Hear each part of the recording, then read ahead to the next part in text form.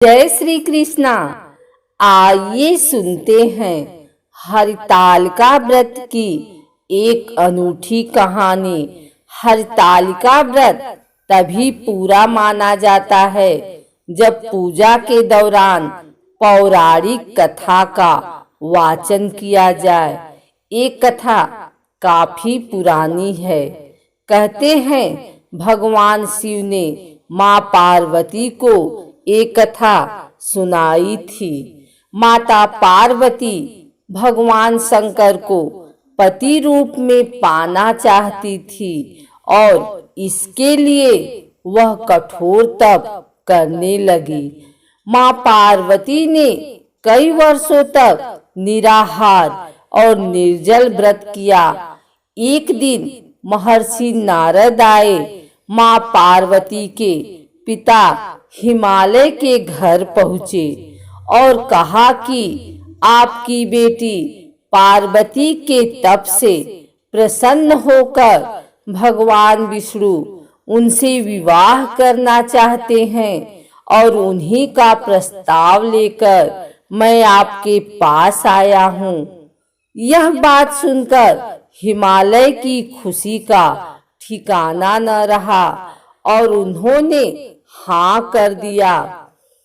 नारद ने संदेश भगवान विष्णु को दे दिया और कहा कि महाराज, हिमालय का यह प्रस्ताव अच्छा लगा और वह अपने पुत्री का विवाह आपसे कराने के लिए तैयार हो गए हैं।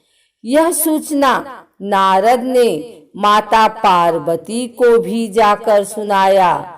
यह सुनकर माँ पार्वती बहुत दुखी हो गई और उन्होंने कहा कि मैं विष्णु से नहीं, भगवान शिव से शादी करना चाहती हूँ।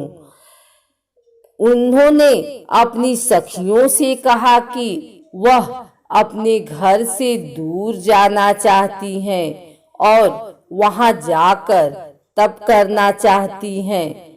इस पर उनकी सखियों ने महाराज हिमालय की नजरों से बचाकर पार्वती को जंगल में एक गुफा में छोड़ दिया। यहीं रहकर उन्होंने भगवान शिव को पति रूप में पाने के लिए कठोर तप शुरू किया, जिसके लिए उन्होंने रेत के शिवलिंग की स्थापना की।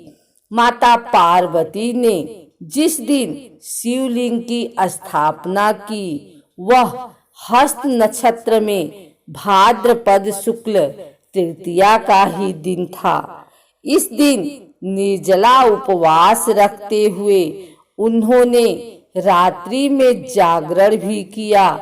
माँ पार्वती की कठोर तपस्या को देखकर भगवान शिव प्रसन्न हुए और उन्होंने माँ पार्वती को मनोकामना पूर्ण होने का वरदान दिया।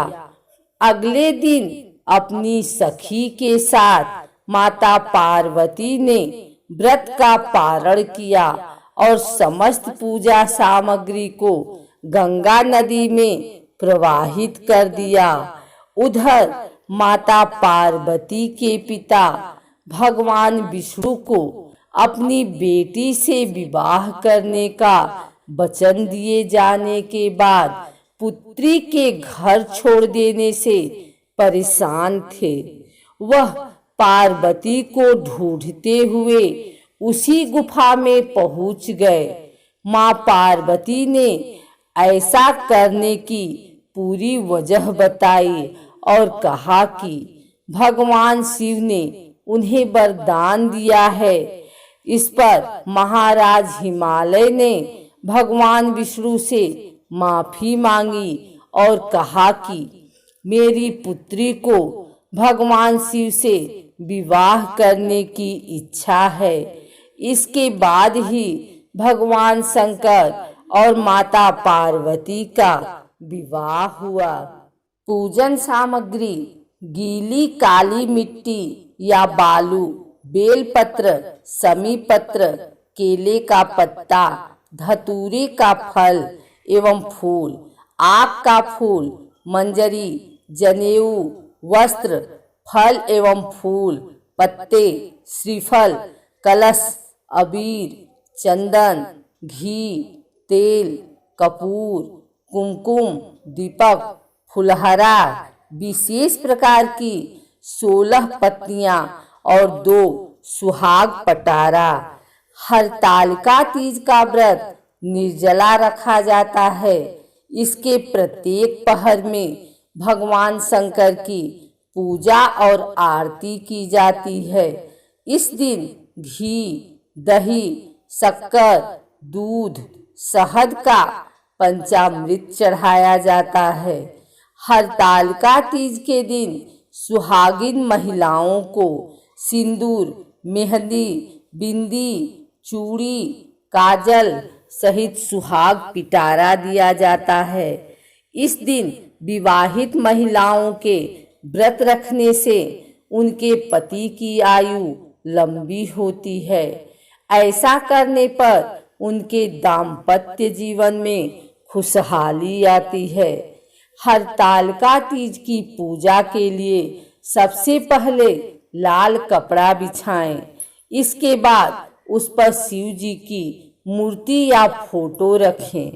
भगवान के अभिषेक करने के लिए एक परात रख लें।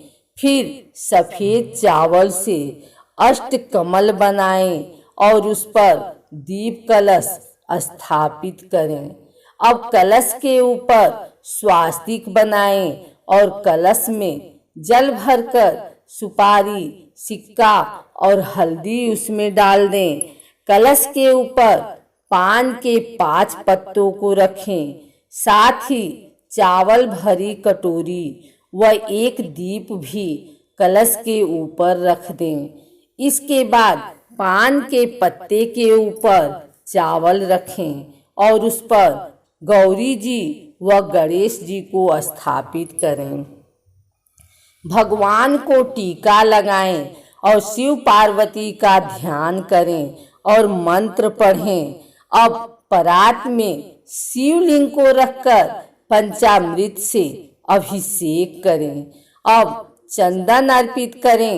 धूप, फूल, दीप, पान के पत्ते, समी पत्री, बेलपत्र, 16 तरह की पत्तियां, फल, मिठाई और मेवे आदि चढ़ा दें। फिर हरतालिका तीज की व्रत कथा सुने और पढ़ें। आखिर में आरती करके पूजा को संपन्न करें।